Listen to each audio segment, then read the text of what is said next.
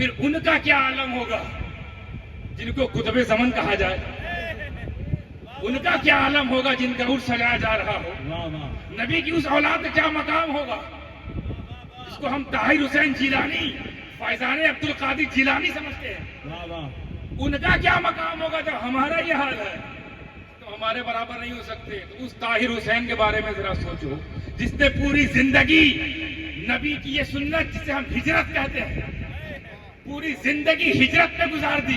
کس کے لیے؟ اپنے لیے، تمہارے لیے دوستو، نبی کی بھٹکی ہوئی امت کے لیے. خون پسینہ ایک کر دیا طاہر حسین نے، خون پسینہ ایک کیا قطب زمن نے. چاہتے تو آرام سے رہتے، کون روکنے والا تھا؟ چاہتے عائشہ اور ہم نہیں کاٹتے. کس کو جواب دینا تھا؟ کیا تم ان کی ذمہ داری میں ہو؟ فرض ہے. لیکن تمہارے لیے قربان کیا، گھر بار قربان کیا.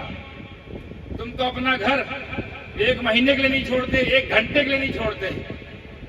اور وہ طاہر جو نبی کی دین کے لیے، نبی کے پیغام کے لیے، نبی کی امت کے لیے ایک ایک سال گھر نہ جائے. اس کے لیے اب تو قدر کرو. تمہارے لیے کیا دے دیتے تھے تم ان کو؟ مال و زر. بس یہی ایک لالچ، یہی ایک اندر کی خواہش کہ میرے نانا کی امت بخشی جائے، میرے نانا کی امت صراط مستقیم پہ رہے، میرے نانا کی امت کو کوئی اونچا پائجامہ والا بھٹکا نہ لے جائے. صرف تمہارے لیے. ان کا بیڑا تو پار تھا، تمہارا پار کروا رہے تھے. احسان فراموش نہ بنو، احسان مند بنو. شریف خاندان کے لوگ وہی ہوتے ہیں، انہی کو اپنے آپ کو شریف کہنے کا حق ہے جو احسان کرنے والے کا احسان یاد رکھے. تمہارے لیے پوری زندگی سفر و حجر میں زندگی بتانے والا، کیا تم ان کے لیے سال کا ایک دن نہیں قربان کر سکتے؟ جان مال جتنا بھی آپ کے اندر ہے جذبہ اس کے محمد، اس کے آل محمد کا نہیں لٹا سکتے. اگر مدینے جا کر تو ان کے بیٹے کے آگے لٹا دیں، یہ وہیں تک لے کے جائیں گے. یاد رکھنا، گھر والا ہمیشہ آخرکار گھر ہی جاتا ہے. ہمارا گھر مدینہ ہے، مدینہ.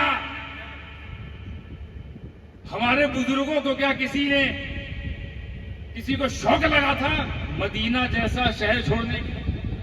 کون مدینہ چھوڑنا چاہتا ہے؟ کون مدینہ چھوڑنا چاہتا ہے؟ لیکن ہمارے اسلاف نے، ہمارے بزرگوں نے، ہمارے آبا و اجداد نے مدینہ چھوڑا ہے. کس کے لیے؟ تمہارے لیے. وہ تو مدینہ آرام سے رہتے، اور دنیا میں جو سادات کا گلدستہ پھیلا ہے، ہر ملک میں، ہر نگر، ہر ڈگر میں سید جیسے سید چمک رہے ہیں. یہ اپنے لیے نہیں آئے، تیرے لیے آئے تھے. یہ طاہر اپنے لیے جو کیا وہ اس کے ساتھ تیرے لیے جو کیا وہ تو یاد رکھ. تمہارے لیے آئے ہیں. وہی سنت جو بزرگوں نے کی ہے، حضرت کے آبا و اجداد نے، اسی پہ پوری زندگی گزار دینے والے کا نام قطب زمن طاہر حسین جیلانی ہے. قدر کرو، قدر. The way of thoughts، سوچنے کے طریقے کے بدلو گے تو صحیح نتیجہ نکلے گا. تم لوگ بالکل ایسے ہی جیسے لگتا بات آئی گئی سی ہو جاتی ہے، ایسا معاملہ رکھتے ہو. کیا ضرورت ہی بیابان میں آ کر تم لوگوں کو سدھارنے کی؟ اچھا رہتے شہر میں، اور اس سے اچھا رہتا کہ مدینے میں رہتے.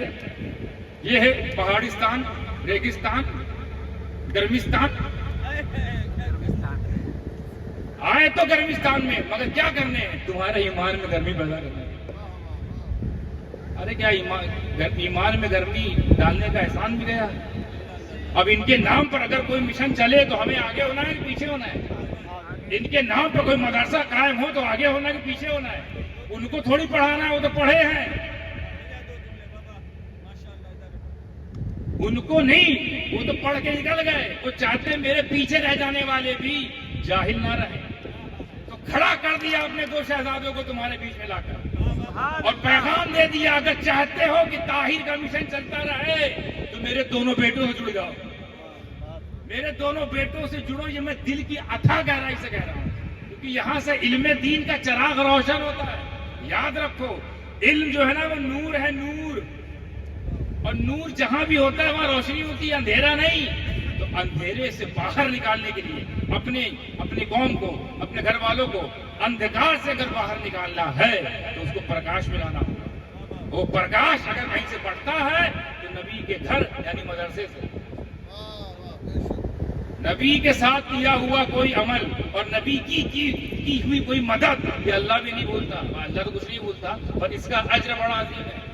یاد رکھو، اگر آپ اللہ کے گنہگار ہو اللہ معاف کر سکتا ہے، یاد رکھیے گا، اللہ کے گنہگار ہو اور ایمان والے ہو تو اللہ معاف کر سکتا ہے، لیکن اگر رسول اللہ کے گنہگار ہو پتہ صاف تو اللہ کا گھر تو بنا دیے نہیں جاتے ہو، حساب ہوگا پر اللہ معاف کر سکتا ہے، مگر رسول اللہ کا گھر بننے میں بھی اگر رکاوٹ بنتی، رسول اللہ کے گھر کی تعمیر میں اگر حصہ نہیں لیتے تو ہو سکتا کل سوال ہو جائے کہ تمہارے محلے میں میرے نبی کا کام ہو رہا تھا، نبی کے نام کا گھر بن رہا تھا، حصہ کیوں نہیں لیے؟ پکنک تو بہت یاد آ رہی تھی، اب کی بار اوٹی، ماؤنٹ آبو، کوئی آبو کام نہیں آئے گا، آبو پھنس گئے بابو، ہو گئے بے قابو، صرف چلے گا عشق کا جادو، نبی کا پیغام، نبی کا اسلام، نبی کا نام، نبی کا کام، یہی اسی لیے پیدا ہوئے، نبی کو راضی کرنا ہے۔ ارے معمولی بات ہے، مدرسہ، اچھا مدرسے میں جو بن جاتا ہے تو پڑھنے والے کو طالب علم کہتے ہیں، اور جو اسکول میں پڑھنے آتا ہے اس کو بھی طالب علم کہتے ہیں۔ اسکول کی طرف جانے والے بچے کے لیے کوئی پر نہیں بچھایا جاتا، اہمیت سمجھو۔ ابھی میں عالم کی بات نہیں کہہ رہا ہوں، عالم تو بہت اونچا مرتبے والا ہے، جو علم سیکھنے گھر سے نکلا، جب تک علم سیکھتا ہے فرشتے اس کے پیروں کے نیچے پر بچھاتے رہتے ہیں۔